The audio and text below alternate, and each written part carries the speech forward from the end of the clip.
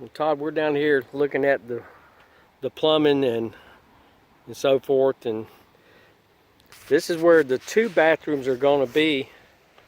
The back bathroom with the handicap shower we talked about, then the guest bathroom over here. Take it that that's the toilet there and toilet there. So I guess the water is going to come up here and then go to both sides, and there'll be two vanities in this room.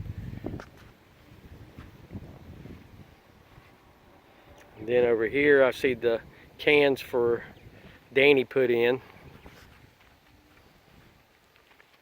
And then we got the island here.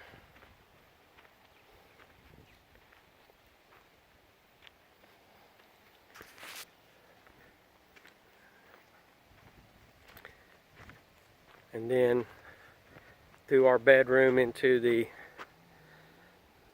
master bath. So I see the water lines run up here, but I was wondering how they're going to get over there.